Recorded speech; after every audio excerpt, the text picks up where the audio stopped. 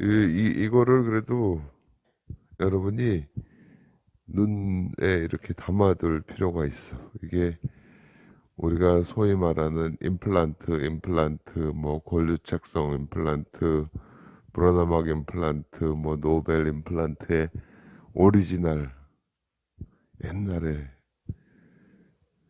처음으로 나온 임플란트.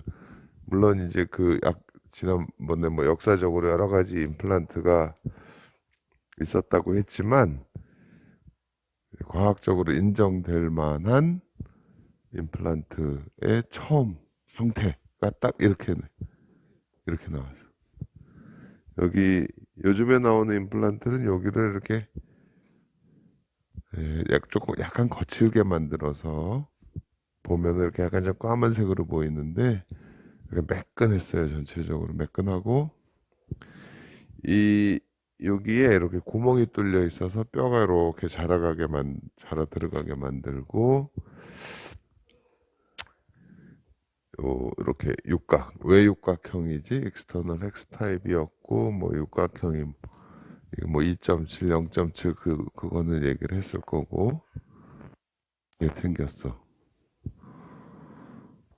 그러니까는 지난 시간까지 아마 대략 임플란트가 나오게 된 역사 같은 거를 대략 얘기를 했잖아요. 근데 나는 내가 그러니까 89년인가 개업을 해서 이제 교수님 따라서 이제 미국 학회에 갔는데 그때 처음 애리조나주의 피닉스라는 데서 이제 학회를 했는데 미국 임플란트 학회. 그때만 해도 이 얘기를 안 하고 있었어. 89년도에 미국에서도 그냥 뭐 옛날 임플란트에 대한 얘기들 하고 있었고 그 다음에 이제 그 LA에서 한인 치과의사회에서 주관하는 어떤 이 실습 과정이 있었어요. 이 임플란트 사용하는 거에 대해서 그때 이제 처음 배웠지. 그 다음에 그 미국 임플란트 학회가 요즘도 있나? 하여간 뭐 달라졌어. 그때 미국 임플란트 학회, 미국 임플란트 치의학회 AAID라는 이름으로 있었는데 그 다음에는 이제 그거는 뭐 거의 유명무실할 거고 AO 골류착 학회 그런 식으로 이름이 바뀌었거든. 골류착성 임플란트 이게 떼어낸 거잖아요. 떼어냈어요. 떼어냈는데 망가져서 떼어냈는데 여기 뼈가 붙어 있는 게 하나도 없어. 그러니까 유착이라는 거는 이렇게 찰싹 달라붙는 건데 좀 번역이 적합하지는 않아요. 고일체성 뭐 이런 식이면 몰라도 다음 여기 이렇게 요 기본적인 형태 이게 뭐 옛날에는 요 나사 간의 거리가 0.9mm이고 요 헥스의 폭이 2.7 높이 0.7 그런 거 얘기했잖아. 그 다음에 요 위에는 직경이 뭐 4mm 내지 4.1mm 뭐 이렇게 얘기를 했죠.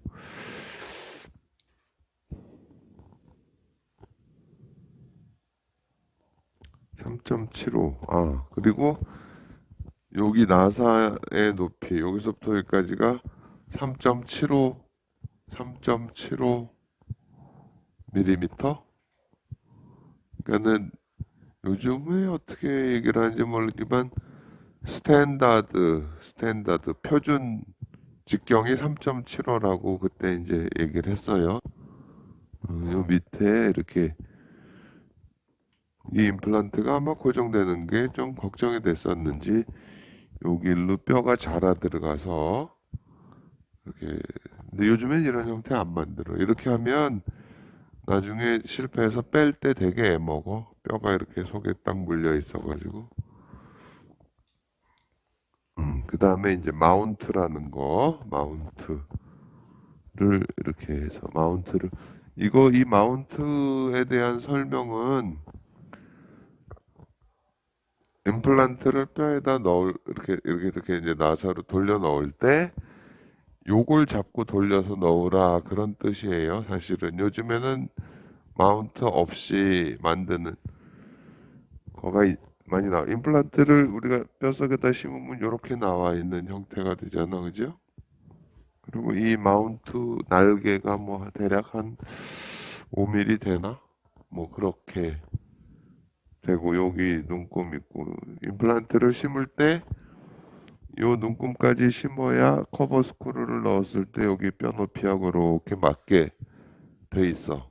그러니까는 여러분들이 예를 들어서 뭐 이게 10mm 임플란트다. 10mm다 그러면 여기서부터 여기까지가 10mm인지 뭐 여기서부터 이 커버 스크루를 다 넣었을 때가 10mm 회사마다 좀 달라. 그러니까 10mm 임플란트 그러면 길이가 딱 10mm가 아니에요. 다음. 그리고 요거만 만들려고 그래도 사실 돈이 좀 들겠지, 그지? 조금 더 들 거예요. 사실 뭐 임플란트도 뭐 그래서 이제 이 마운트를 안 만드는 경우들도 있는데 나는 이게 있는 게 좋아요. 여러 가지 이렇게 옆에 치아하고의 이렇게 간격도 좀 알 수가 있고 대합 치아하고의 높이도 알 수가 있고 옛날에는 이게 심심해서 처음에 임플란트는 이 이거 뭐 마운트면 이거 템포러리 실린더 같이 써도 되겠네. 그래가지고 여기다가 이렇게 프로비저널을 만들어 보기도 하고 그랬어요. 다음. 이제 이거는 불어나막 임플란트에서 이제 책에다가 설명하는 요런 뼈가 대략 요런 상태일 때 임플란트가 요 플랫폼이 뼈하고 나란하게 이렇게 심은 걸로 돼 있잖아. 근데 이제 그림상 이렇게 되지 뼈가 이렇게 쫙 매끈한 경우는 없어. 실제로 뭐 울퉁불퉁하고 대략 맞춰놓은 거예요. 그리고 여기다가 이렇게 커버 스크루라는 걸 달아놓고 이렇게 해서 이렇게 묻어놓는 거예요. 뼈서. 옛날에는 상악 같으면 임플란트만 심고도 6개월 내지 8개월을 기다리라고 그랬어. 처음에 이게 아까 그 매끈한 임플란트는 그 거칠게 만들면서 좀 빨리 2차 수술을 하고 그랬지. 하악에는 뭐 한 3개월, 4개월 기다리고. 그래서 예전에 내가 명동에서 할 때 환자들한테 임플란트를 하라고 그럴 때, 이거 뭐 상하게 있는 6개월 내지 8개월 기다려야 된다 그러고 환자들이, 너무 오래 걸린다고 싫다고 그런 적도 있었어요. 그 정도로. 그리고 어쨌든 이거 잘 봐야 돼. 여기 임플란트가 뼈하고 달라붙는 과정을 기다리는 거야. 이렇게 뼛속에서 우리가 뼈가 부러지면 깁스를 해서 꼼짝 못하게 딱 해놔야 뼈 틈이 채워진다고 그랬잖아. 그거랑 똑같이 이 꼼짝도 하지 않아야 뼈가 임플란트에 달라붙는다. 뭐 하여간 그렇게. 그러니까는 이렇게 힐링 어바트먼트를 이렇게 해놓으면 여기다가 우리가 틀니를 얹을 때도 여기를 이렇게 파야 되겠지. 그지? 그 다음에 이게 이제 뼈하고 달라붙었다. 인티그레이션이 됐다. 잇몸을 열어가지고 여기다가 힐링 어바트먼트라는 거를 달았어. 힐링 어바트먼트가 아니고 이거는 그냥 어바트먼트예요. 그냥 어바트먼트. 왜 이렇게 했냐면 여기 임플란트에 바로 보철물이 닿는 거가 또 걱정이 돼가지고 어바트먼트를 만들어서 잇몸 위로 이렇게 나오게 하고 여기다가 보철물을 만들었어 처음에. 그래서 이것도 또 이름이 스탠다드 어바트먼트야. 요즘에는 이걸 쓰는 경우는 거의 없을 거예요. 근데 이것도 필요한 경우가 있고, 그러면은 보철물을 만들면 이렇게 보여. 밑에 와봤던 거. 옛날에 그랬어? 예전에 이제 나는 공부를 하면서 여기서부터 보철물을 만드는 걸 갖고 이렇게 뭐 발표도 하고 했는데, 지금 여기 지금 없어졌나 모르겠어요. 여기 도산공원 앞에 이제 우리 후배, 미국에 다녀온 후배가 치과를 하는데, 걔가 뭐 내가 여기서부터 이렇게 만든다 하니까 하고 좀 뭐 위험하지 않냐. 자기는 그냥 이렇게 한다는 거예요. 미국에서 처음에 배운 채로. 환자들이 아이고 모양 어쩌고 저쩌고 하면 이게 이렇게 해야 안전한 거라고 자부심을 갖고 쓰시라고 그렇게 얘기를 한대. 근데 요즘에는 이렇게 만드는 사람은 없어. 그러니까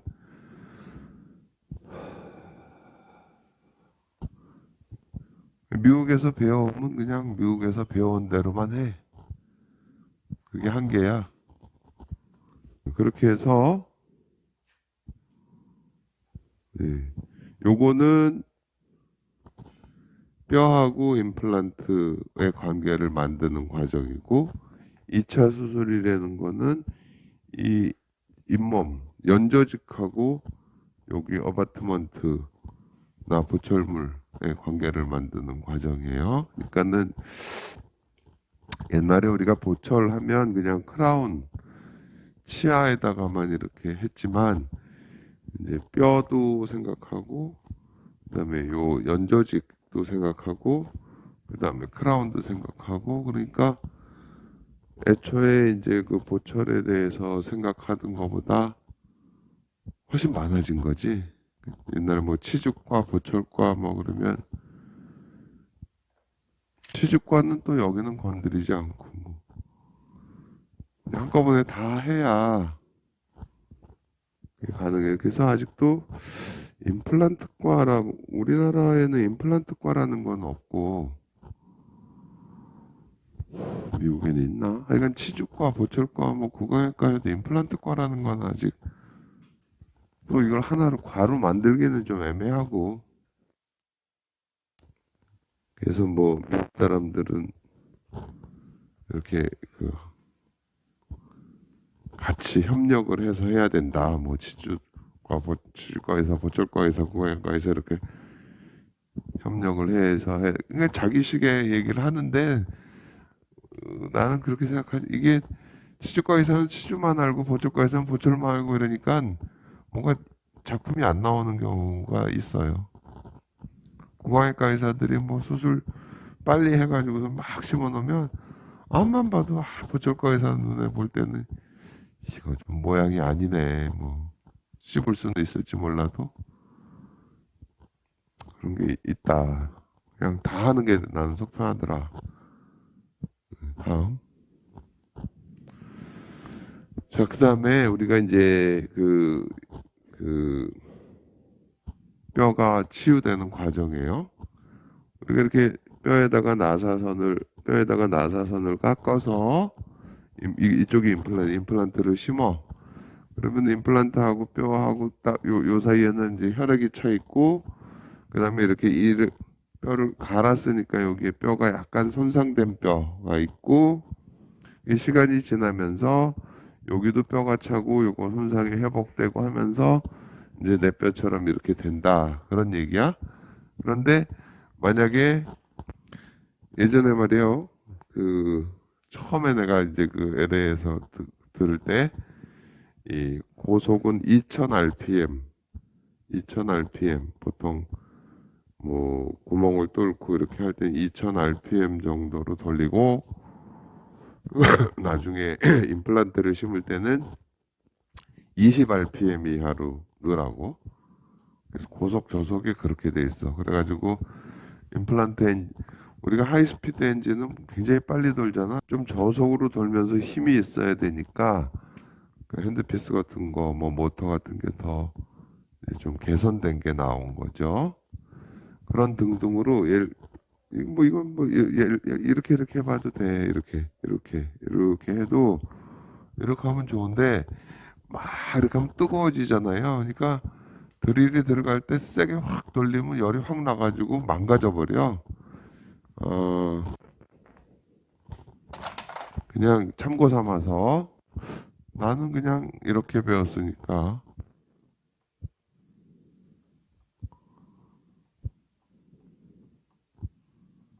이것도 알아둬야 돼. 우리가 이제 골유착이라는 거, 임플란트는 인텐션,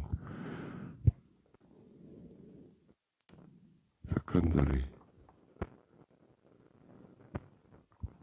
지난 시간 임플란트는 기본이 면역이라고 그랬지, 면역. 이 이물질이 몸 안에 들어가는데 거부 반응을 안 일으키는 게 기본이 되고, 두 번째는 이 치유 과정에 대한 거. 그러니까는 뭐냐면은 우리가 이렇게 칼로 한번 날카롭게 싹 비어. 그러면 시간이 지나면 상처가 있었는지 없었는지도 모르잖아요. 원래의 조직으로 회복이 되는 거예요. 원래의 조직으로. 그런 걸 힐링 바이 프라이머리 인텐션 뭐 이런 식으로 얘기를 해. 근데 뭐 이렇게 쓸려가지고 여기 이렇게 뭐 돌에 쓸리든지 이렇게 쓸렸다든지 화상을 입었다든지 그러면 원래 조직이 아니고 뭐 흉터 조직 같은 게 남잖아요. 그죠?